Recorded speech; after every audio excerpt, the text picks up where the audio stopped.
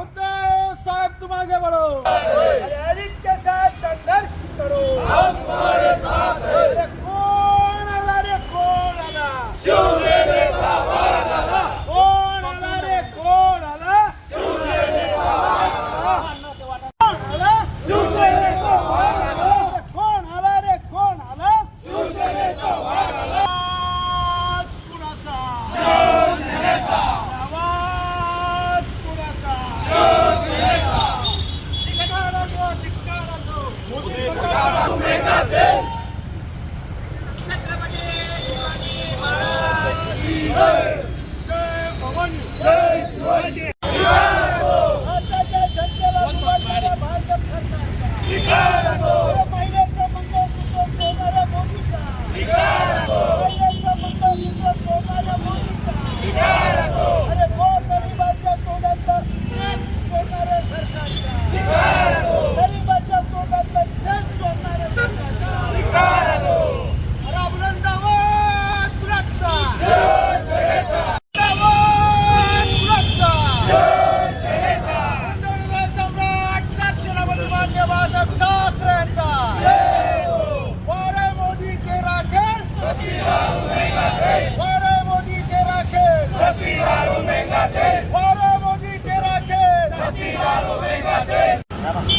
14 वर्षापूर्वी भारताच्या जनतेला भुलवण्याकरता, भारताच्या जनतेला खोटं बोलून महागाई कमी करणे, अच्छे दिन आएंगे अशा भूलतापा देऊन जनतेची मतं लुटली, चोरी केली आणि आज 14 वर्षानं रामाचा वनवास 14 वर्षानं संपला होता.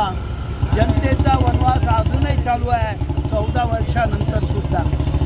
5 राज्याच्या निवडणुका झाल्या, त्यावेळेला सांगितलं होतं महागाई वाढणार नाही, तेलाचे भाव वाढणार नाही, गॅसचं तुटवडा होणार नाही.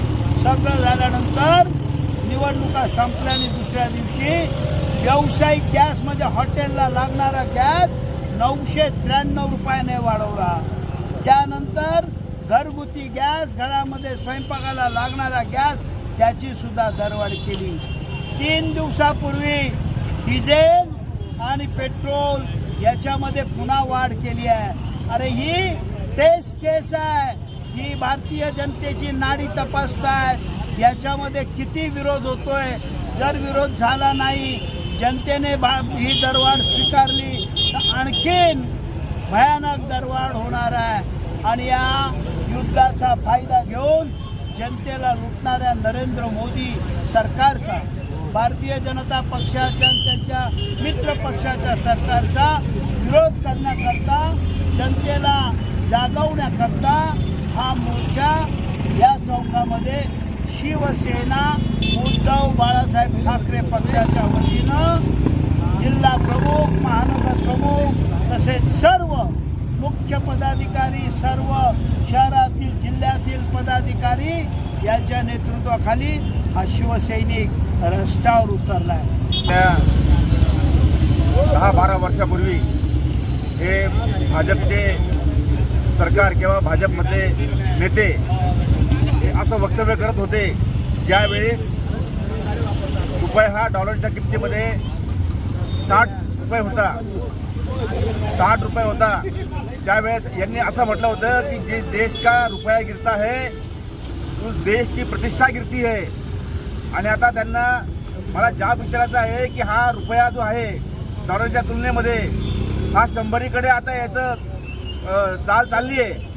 तर हा नेता किंवा हा भाजपचा प्रधानमंत्री किती गिरावाव असेल याची कल्पना केलेली बरी. अनेक विरोधी पक्षाचे सगळे तज्ज्ञ, अर्थतज्ज्ञ सांगत होते की इराण आणि अमेरिका युद्धामध्ये या तेलचं आणि गॅसचं तुटवडा निर्माण होईल, महागाईचा आगडोंब उसळेल, त्यावर आत्ताच काहीतरी उपाय योजले पाहिजे. परंतु मोदी सरकारने आमचं सर्व आलबेल आहे असं भासवण्याचा प्रयत्न केला. कारण की 5 राज्याच्या निवडणुका डोळ्यासमोर होत्या. जशा त्या निवडणुका निकाल लागले त्याच्या दुसऱ्या दिवशी यांनी डिझेल, गॅस असेल आणि पेट्रोल असेल याच्यामध्ये भरमसाठ वाढ केली. आज पेट्रोल 107 रुपये, डिझेल 94 रुपये इतक्या महागाईवर इतका किमतीवर पोहोचलेलं आहे आणि त्याच्यामुळे सर्वसामान्य लोकांचं गृहिणींचं अक्षरशः कंबरडं मोडलेलं आहे. आता मोदी सरकार म्हणतं की तेल वापरू नका आणि प्रवास करू नका. आधी त्यांनी हे सर्व परदेश दौरे बंद केले पाहिजे, ही त्यांनी नाटकं बंद केले पाहिजे आणि मुख्यमंत्री देवेंद्र फडणवीस यांनी हा जो देखावा केलेला आहे बुलेटवर जाणं वगैरे, तो नौटंकी न करता कायमस्वरूपी उपाययोजना केली पाहिजे अशी आमची मागणी आहे.